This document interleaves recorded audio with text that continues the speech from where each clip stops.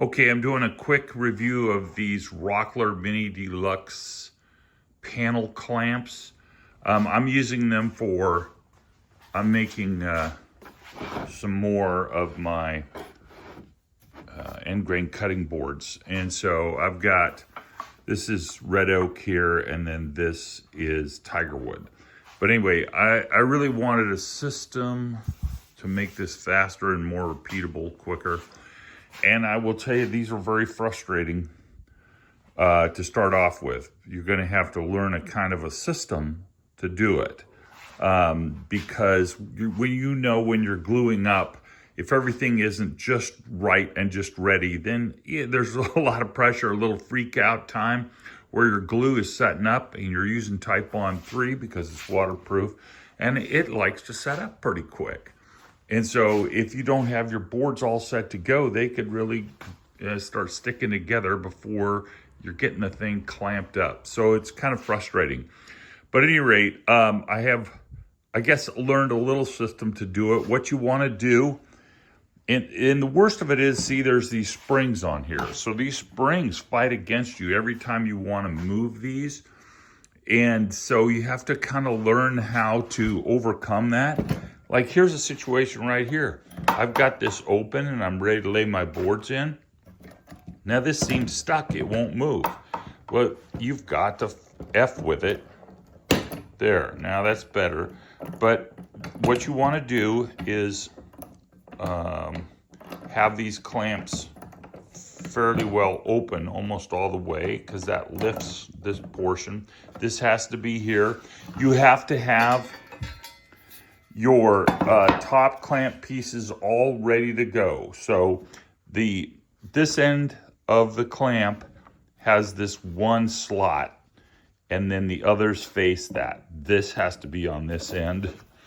It won't work on that end if you're kind of in a hurry and you start putting it in this way when you're putting your boards in, then you've done it wrong and it won't work.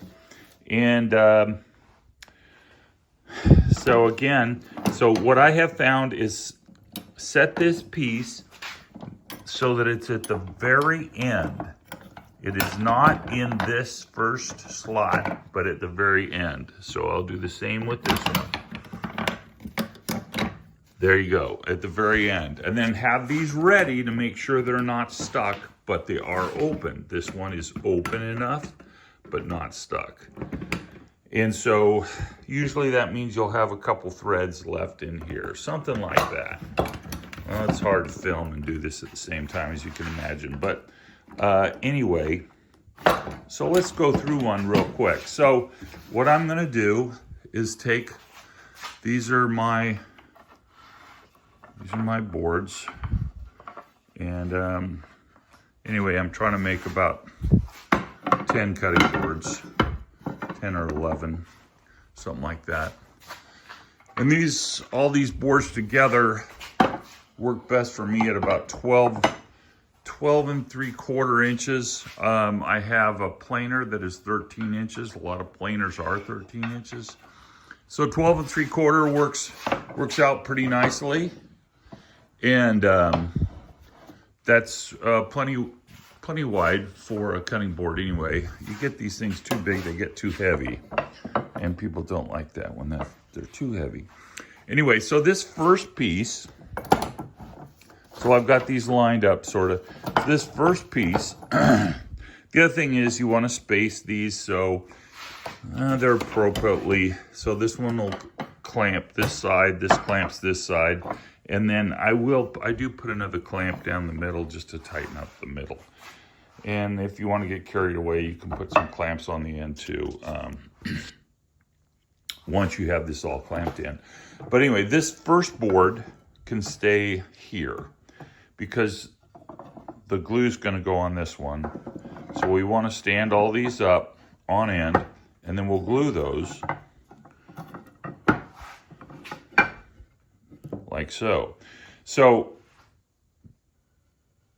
let's go ahead and get some glue on these, and I'll rotate them down. And then what we're going to do, because I don't want to be, God, that sounds great. I don't want to be putting these in while I'm filming. But what I'm going to do after I get those boards down and glued is I will set this into this side that has the threaded tightening adjustment mechanism. And I will slide this past this point.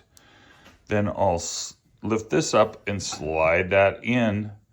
And then this top piece will clamp down in this hole. And then once you have that all in, and let's just do a kind of a mock, let's do it dry, right? So let's just lay these all back down. This way, we can just pretend that they were glued. Wouldn't that be nice if you could just wish them? Okay, so here we go. Now, we'll get this piece in. Hold on.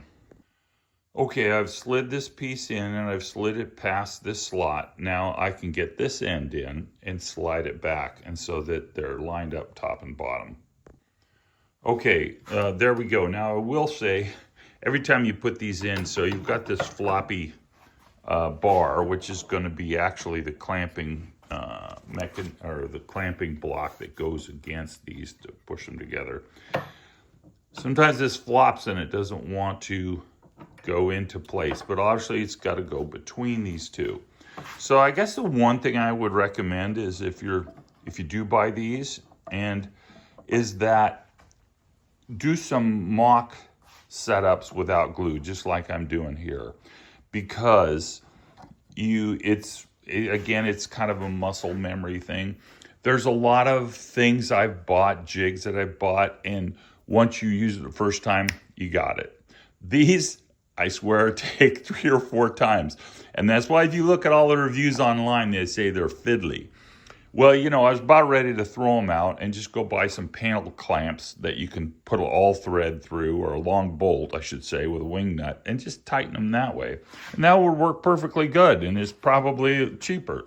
I got these on sale for $99, or they were originally $129. I wonder if they're having a little trouble selling them because of reviews, because everybody says they're fiddly. Well, they're fiddly because of these springs, and you have to fight them a little bit until you kind of get in a Zen setup system. In other words, you know what they're going to do.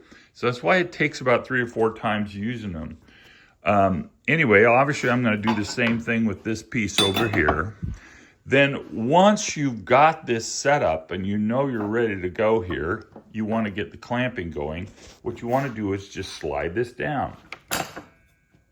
Now this was supposed to come back to here. So you can just slide this piece.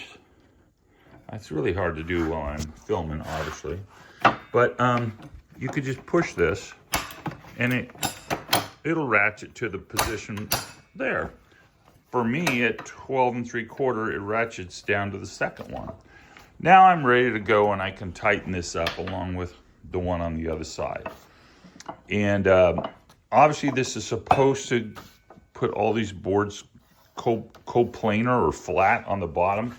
But I always do just give them a tap to make sure that they're setting down all the way.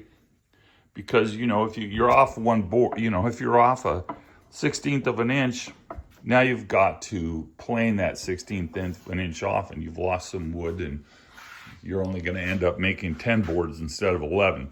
But at any rate, I would say where I'm at right now is I'm not throwing these out. I'm going to use them because I'm used to using them now, and I think other people have had that experience too.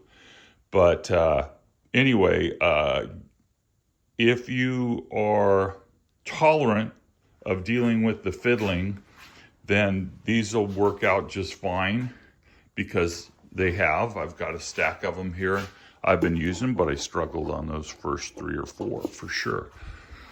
Anyway, good luck with that. So I know what I was going to say. I was going to mention you can just buy, I said panel clamp and some threaded bolts, but you could just buy what's called unistrut. They use, a lot of you guys are familiar with the unistrut when you're doing plumbing along walls or electrical conduit. You bolt a unistrut to the wall, and then you can clamp your pipes and stuff to that. All it is a square or rectangular galvanized tube with holes all over it, so you can put bolts through it. And that's a very effective, simple way, and it would have been a cheaper way to go, as I say. I believe there's got to be somewhere, and it's probably cost more money, where you don't have to have these spring type systems in here, where you just have essentially like a jaws that you could open up all the way, do your whole setup, pull it down and clamp it. And but I think the one reason they include these springs is because they obviously don't know how thick a board you're using, right? And you could do something maybe even twice as thick as this, and then the springs will adjust to that.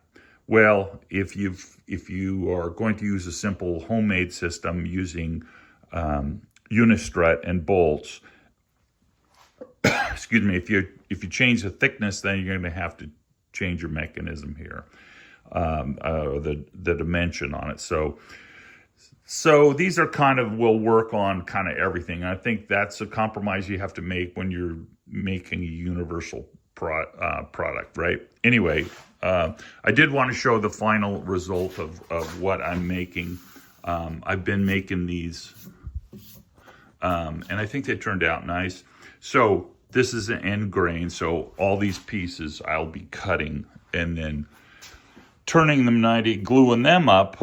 So I've got a lot more glue ups to do. And then we end up with something like this. I've got a little handle on the side here.